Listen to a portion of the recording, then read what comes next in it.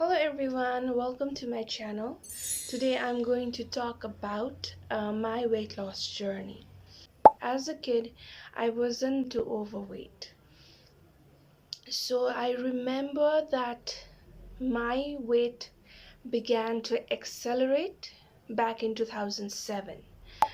And I did not notice it at first, but apparently some of my relatives did. So it began from 2007 and it never stopped after that. So right now it's 2023.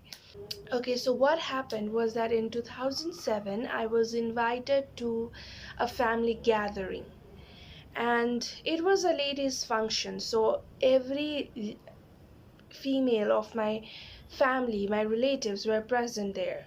And one person started it. She said, "Oh, you're starting to gain a lot of weight, you should think about losing it." Then the other person joined her, and it began like that. And all of them, they were talking about my weight. And at that moment I felt like nothing was wrong. There is nothing wrong with my body, it's just a little weight, I can get over it, I can lose it in time, no biggie. So that was in 2007. Okay, so after that, 2007, 8, 9, 10, 11, it's like 5 years, half a decade, right? So every family function after that, it was the same thing over and over again. Why aren't you losing weight, you're so fat and all that. I remember that even if I met someone on the road, the first thing they would tell me was how I look fat, and that disturbed me. And one thing I would like to say is that initially I was doing okay, it wasn't bothering me, but once you hear a tape recorder over and over again, it seems to get instilled in your mind. That's what happened to me. Okay, so most people, what they do is that if they lack motivation, they listen to motivational tapes and they just start getting motivated. In my case, because people were so concerned about my weight, I started to get concerned about my weight. Imagine listening to the same tape recorder for 5 years. And in my case, my tape recorder contained something as dreadful as body shaming. For some people, body shaming is not that much of a big deal, but for me, it was. Okay, because back in 2009 in high school, I was bullied. So, side by side, I was bullied by 14 to 15 girls, and the other side, I was body shamed by my family. So, it was obviously having adverse effect on my mental health.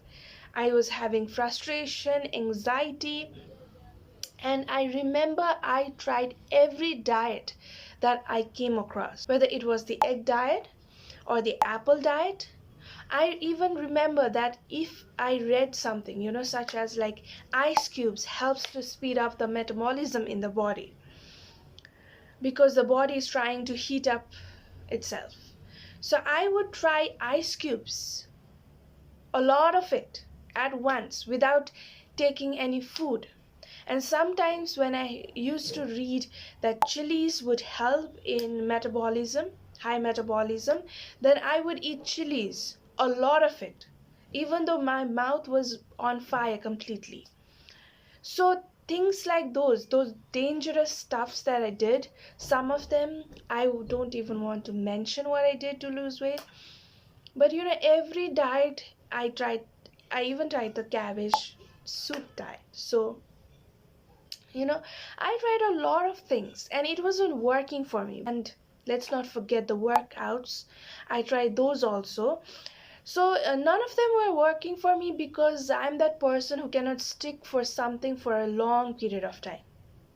And for you to see result, no matter what you try, you need to stick for a long period of time. So that was my negative point. And let me tell you, I was even afraid to face the camera.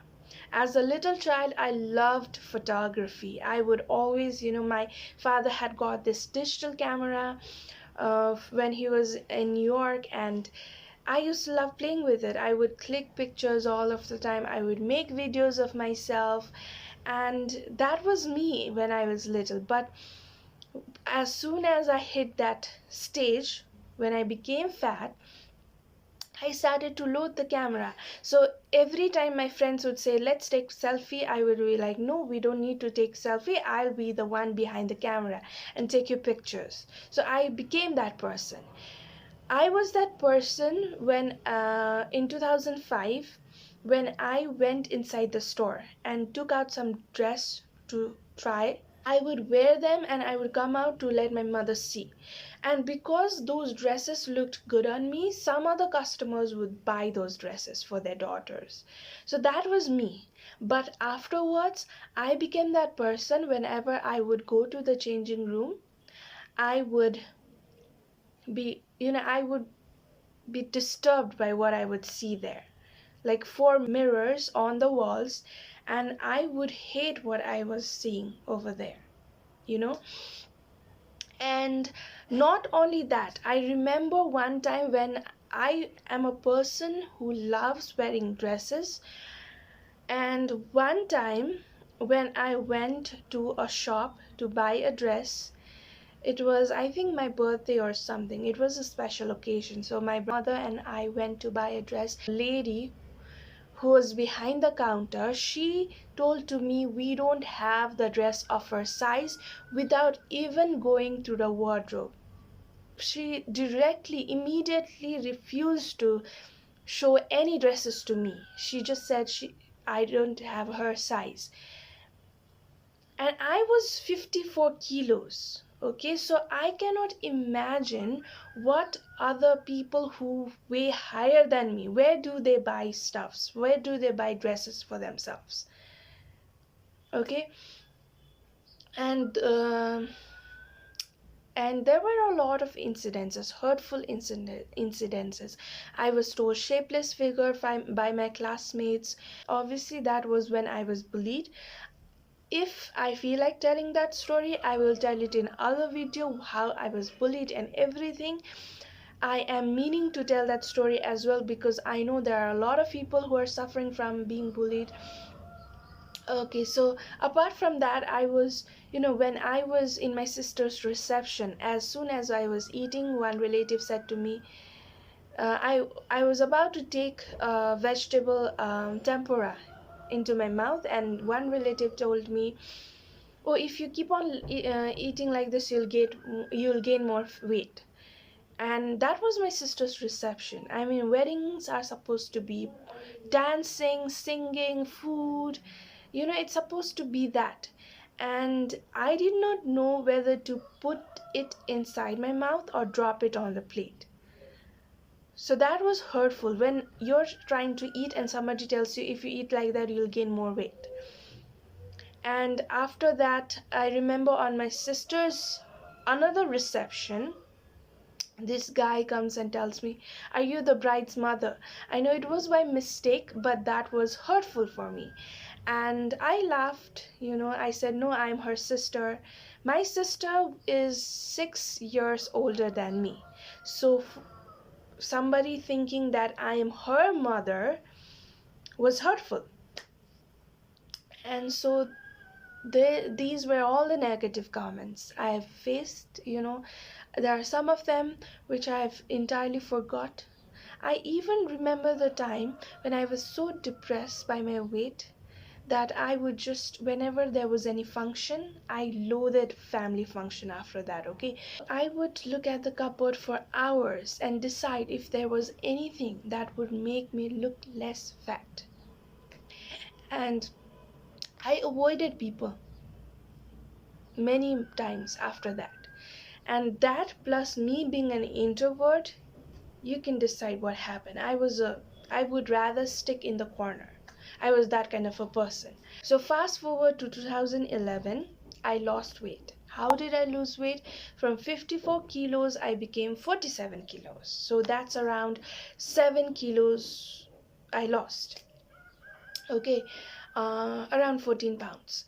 So what I did was every morning I would get up and I would start walking up and down the stairs for 1 hour. And every evening I would repeat the same. So that's 2 hours per day. I would do it. I would wake up at 5. I would listen to music, and whether it was sun, rain, I wouldn't care. I did not stop any day. So that went on for 6 months, and I lost a total of 14 pounds, like I said. And I again went to my relatives' home. Some praised me, some inquired, "How did you lose weight?" So I said, "I lost weight by walking up and down the stairs." And then they were concerned about my kneecap. They said, "If you do like that, you'll lose your kneecap when you go old. You won't be able to walk properly." And that, I'm a person who, I'm a great believer. Like, I believe literally everything anyone tells me, you know. And I was so concerned about my weight. And because of them telling me that if I walk like that, I will have knee problems when I go old,